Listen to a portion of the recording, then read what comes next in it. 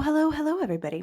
Today we're working on shadow integration. So in this episode, we're going to go over what the shadow is. We're going to talk about why it matters to money and success. And we're going to talk about the mental skills that are really required to be able to do this kind of work on your own. Although sometimes you will definitely need a practitioner, but let me tell you what you need and then you can decide whether or not you have those skills.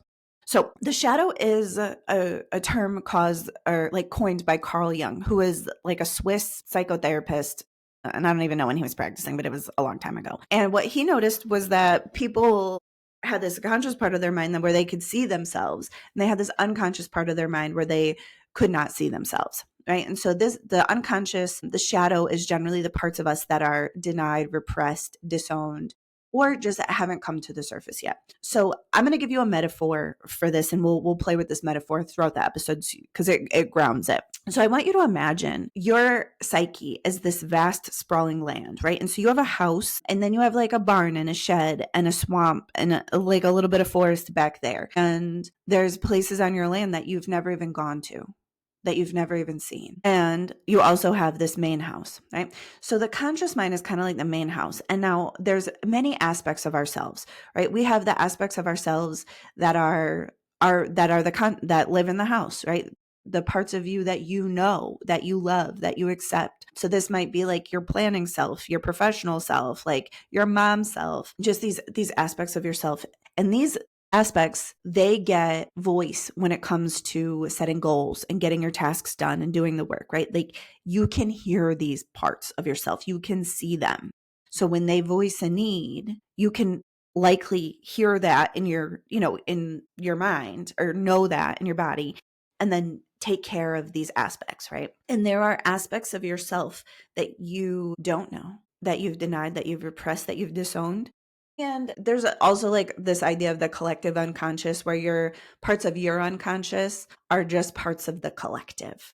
It's not even like your personal stuff. It's just part of being a human, which goes even vaster. So shadows integration is interesting. Well, lucrative, because there's two main things about it that really play out when it comes to power and money. I'm going to tell you a story. So I was working with a client, and his sales were a revenue roller coaster. He was up sometimes, he was down sometimes. His business was very, very stressful for him. It was making enough money to pay the business bills, but he wasn't even really able to pay himself. And we're working together, and he's coming to see me because he's frustrated at this point. He's like, if I don't start making money to bring home to my family, I can't keep doing this. Like, I'm going to have to get a job. And he did not want to do that. He did not want to do that. So anyways, we start looking at this, and I can see that he is unwilling to do the self-promotion with his heart in it.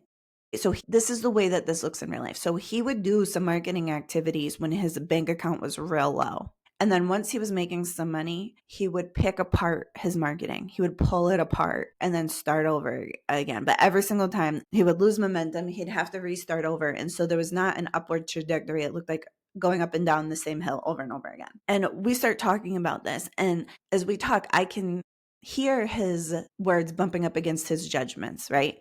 And judgments are mental structures, and they help to keep us safe physically, socially, or emotionally. Now, these are my observations from my coaching, just to be clear about that. But when I'm listening to clients talk, when they're talking and I can hear their belief structures usually have limits around what we think is possible for us or what we think the limits are. Judgments are a little bit different. Judgments are about how we stay safe physically, socially, or emotionally. There's flavors of judgment, but really, if you take them all the way down, they usually come down to safe or dangerous. And so when I'm working with clients, I'm almost never having to work with clients around like physical safety judgments. Those are usually pretty good to have. Emotional safety, for the vast majority of us, we have entire emotions that are banished to the unconscious, that are banished into the shadows, like feelings that we are not really willing to consciously experience. Now, that doesn't mean that you're not going to experience, but it means that you're going to have a tough go with it. Right. And so this impacts our money a lot. Right. So if you go and listen, I have episodes on emotional range. I really go deep on it today. That's not the topic, but I'll give you like a minute or two so that way you're clear. But if you want to know more, you can go back in my past episodes and look for episodes on emotional range. So if I'm not willing, let's say, to feel rejection consciously, can you imagine what that would do to my sales? Like, I'm going to have a tough time doing sales. I'm going to have a tough time following up with people. And when I do it, I'm going to be weird and clingy because I'm going to be so afraid of being rejected. If I'm not willing to feel disappointed, I'm going to have a hard time going all in on anything. If I'm afraid to feel disapproved of, right? If I'm not willing to feel somebody else's disapproval, there's basically nothing I can do, because no matter what you do, you're always in somebody's disapproval, right? So that I'd have to be smaller and smaller and smaller every day. So that's how emotional judgments work. So if I'm not willing to feel something, if I have that entire emotion set aside, it's going to get in my way. Now, when it comes to social safety, the same kind of thing happens. If it's like, humans are social creatures. So if I need to be a certain way to fit in with my people, then I need to be that way. And if I was to deviate from that, I would not fit in with my people, which does feel very risky, right? That I would lose a sense of safety. So judgments are the mental structures that kind of build the wall that creates the shadow, right? So it's like you're happy to be on the right side of the wall. You're not really willing to be on the wrong side of the wall. So this client, as we're working together, I'm listening to him talk and I'm hearing all of these words bumping up against this judgment. And we would call the right side of his judgment, the side that he was willing to be on, this like nice guy, right? Like he's a nice guy. He was self-sacrificing. He's putting other people first. He's he's selfless in his business, right? And that all seems real nice, except for that it's not sustainable. He's not making money. There's a lot of pressure on his spouse financially because he's not really able to take a salary, right? So it's not really nice guy. And you can start to see that if you're too far into the nice guy, it becomes kind of shadowy on its own, right?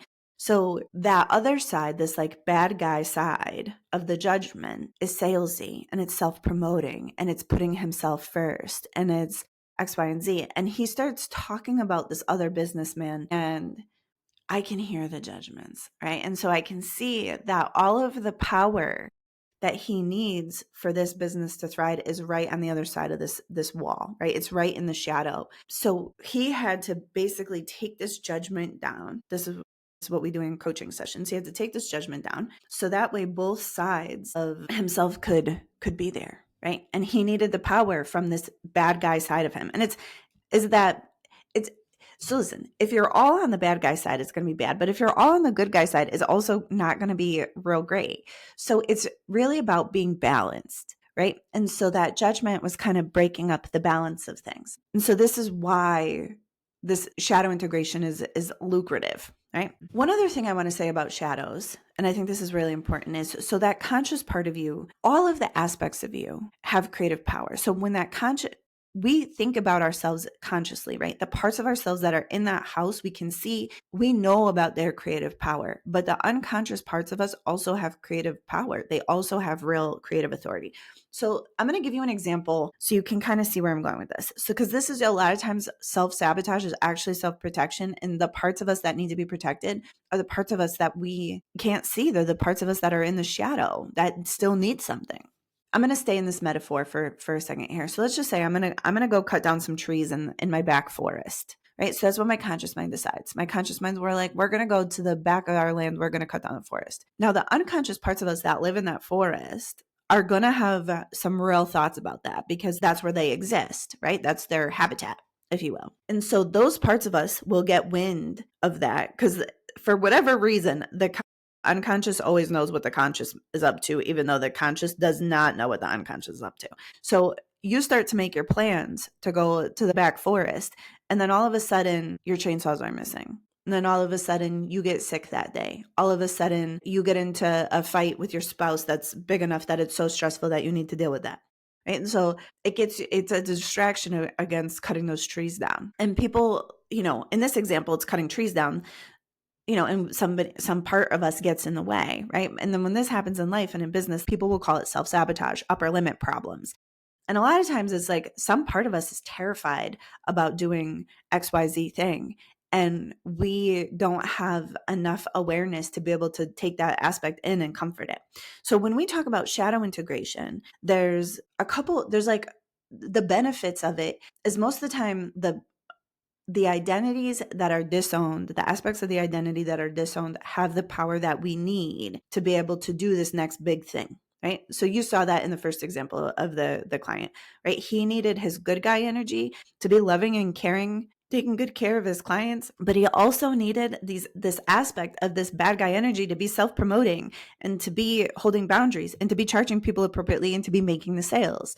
right? So that his good guy couldn't do that. And so that left him with a business that didn't work. He needed both aspects of himself there. And once he took that judgment down, he doubled his income in like 30 days because he was doing all the work. He was doing all the work. He was just getting in his way every time. So he made a lot more money because of this shadow integration. So let's talk about this. So what do you really need to be able to do shadow integration? One of my favorite books on this topic is called Existential Kink, by Dr. Carolyn Elliott. This is one of my favorite. She does a really good job of explaining it. She's quite witchy. So if that is not for you, then it's not for you. Also, the audio version, she reads and just her tone of voice is funny. She just cracks me up. And coming up soon, we have an episode.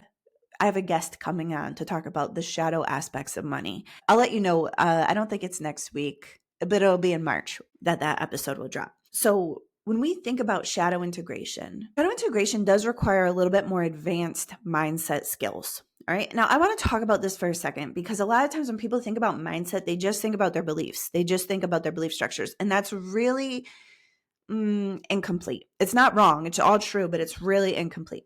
So most of the time when people start their kind of personal development journey, they're starting in the conscious mind. So they're in the house of their psyche and they're looking at the structures of the walls and the way that things are built. And they might be able to be like, oh, the way that my parents built this kitchen wall doesn't make sense. I want to take this wall down. And all of a sudden they see massive improvements. Great. And that work, when you're first getting started looking at your conscious mind, being able to observe it, being able to shift something is life-changing, right? So then people take all those same principles and they start going into the unconscious, right? And a lot of times you're going to need practitioners for this. In this work, people will talk about your identity, your programs. People will call them your social programming, social conditioning programs. There's a lot of words for that. And that is also really great work to do.